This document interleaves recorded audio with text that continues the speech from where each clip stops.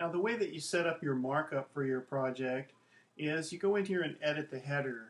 In order to do so, I'll just go up and click Edit Header here. Now, let me explain something. Red Rhino will mark up everything in your entire estimate. It marks up all of your materials, all of your labor expense, all of your other expenses like quoted materials or expenses. So when you input, say, $250 for permit fees, the program's going to mark that up based on what you input here in your header. Now, I can't tell you a set amount that people mark projects up, but I'm going to show you how to use the header here. So what you do is you set your markup whatever you want, however you want. In this case, I'm going to mark it up my overhead 20%, leave the profit at 10, and I'm going to say that I pay 8 3/4% taxes. So I'll change that to 8.75. Now it's going to add 8 3/4% to all the material costs here. Now crew composite rate. In order to figure out your crew composite rate, it's very important to understand this. I'm going to set it at $40. Now, I'm using this just as an example for you to find out exactly what crew composite rate is and how it works. You need to go to the Help feature here. When you go into Help, you'll go into the Recap Help and you'll look for crew composite rate, and it tells you how to calculate this. There's several examples in there. It's very important to know that. Now, when you set your crew composite rate at something, say $40, the program then is going to add it up, or I should say it's going to add to it 20% markup and 10% profit based on the settings I have here. Okay?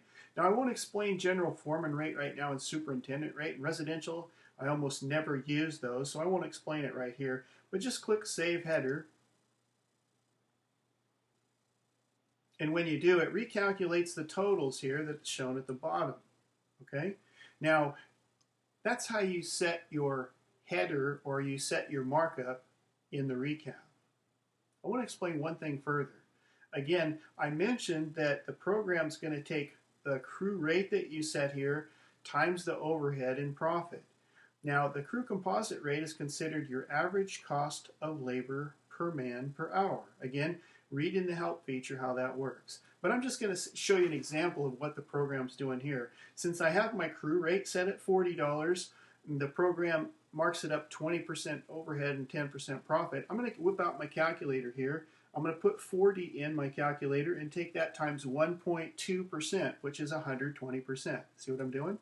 I'm multiplying my crew rate times 1.2 or 120%. So I'll take it times 1.2. It equals a certain amount. And then I'll take that number times 1.1.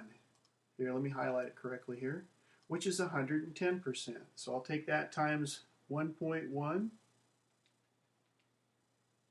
My calculator shows me that I'm actually, with the markup, I'm charging $52.80 an hour per man.